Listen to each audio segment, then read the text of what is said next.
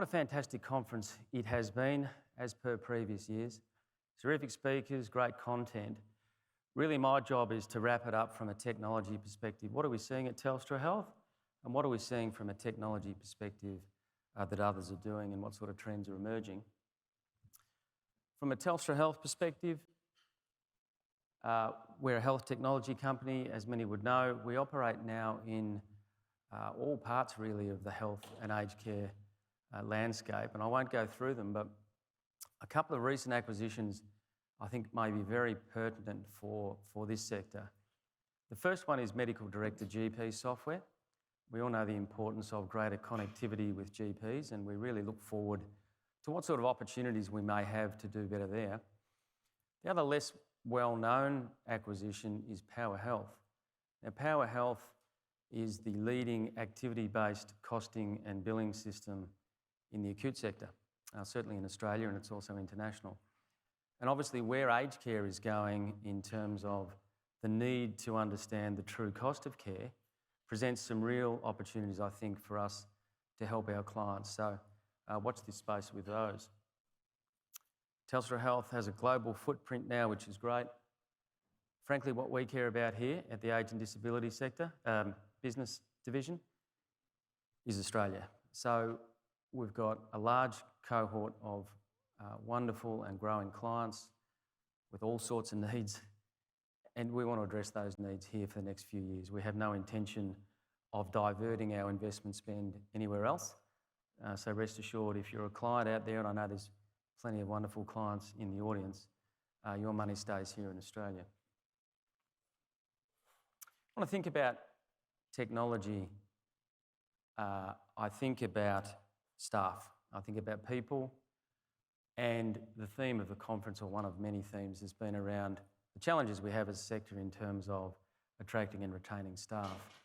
I think we've all got to play our role collectively, and from a Telstra Health perspective, really proud to announce the launch of Brilliant Women in Digital Health and Aged Care. So this builds from a program last year that was focused on Brilliant Women in Digital Health. This year we've got a real spotlight on aged care. We'll launch in May. It'll be open for nominations. So really encourage, when you see the info come out, to get behind it. We'll culminate in a wonderful event later in the year. And I think it's just one example of something that we can do to help the sector put a spotlight on the great people and the great work that women are doing. When we think about innovative technology, and it is an overused word, but we have to understand the audience. You know, we know that direct care force is becoming younger as a percentage. We know that we still have a really strong cold component to our workforce. So what that means is, when you think about tech, it's got to be brilliantly designed, simple to use, easy to navigate, and ideally have a graphical component to it. So again, pleased to launch for care workers in residential aged care what we're calling Carekeeper. We've been working with clients on a co-design basis for the last 12 months. A big thank you to them. And really what it's produced is an app that is fit for purpose, is what we're told. Importantly, the feedback from clients has been, this is what we've been asking for. It's terrific to get families saying you must have more carers because they're all out there with the residents. That's obviously gold in the environment that we're in and that we're moving to. But it's very, very simple to pick up. So again, innovations made in this country for this country. Cloud technology. There's been a lot of discussion about that. I'm here to reaffirm that everything that we're doing and everything that we're seeing is a movement to the cloud. There's a few reasons for this. The panel will talk shortly about their thoughts, but cyber attacks are getting worse, more frequent, and frankly a little scary, is the intel that we're getting from some of our Telstra colleagues.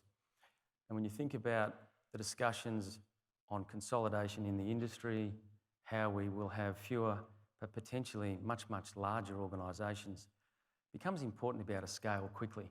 You know, it's something that you just need to get done. So there are a couple of reasons apart from the talent piece. And I was talking to Renzo from Uniting, who we'll hear from shortly, and he was saying, yeah, everything you've said is fine, but what about the people? And he's right. If you've got really strong IT talent or you want to get them, they want to work on the latest tech. So cloud is a trend that is here to stay and will only increase.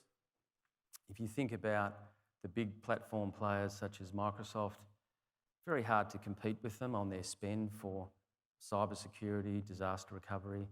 So I'd much rather be with them than against them on that. A lot of talk about care models, sector lines blurring, everything coming together, which we certainly see in our client base. And really clients are saying to us, as a result, we need a seamless flow of data wherever the person goes. And so we're working very hard on that. The other thing that we're seeing with clients is the emergence of different care models and the need for technology to augment those care models. So whether that be the rise of wearables, whether it be what I call smart home care technology, and we have some people here that have talked about that, the ability for that passive type monitoring, particularly in RVs and in home care, and the need, I guess, for that data to come back into the core systems that providers are using in a way that makes sense and they can make decisions on. And finally on data, I think there is an opportunity in this sector to better use data. We're working very hard on that. We're seeing clients take different data sets together to get real meaningful information on things like falls prevention. I mentioned our acquisition of Power Health in the activity-based costing and billing area in acute. Really interested to see what that might translate to from an aged care perspective. And for some time, we've thought that the data in aged care is potentially predictive. And we've been working with RMIT University in Melbourne for some time on a project to predict resident deterioration in residential aged care. That's coming to a conclusion in a few months. We'll be really happy to share the outcomes and the data, and certainly we'll be taking some of that and putting it into algorithms in the software.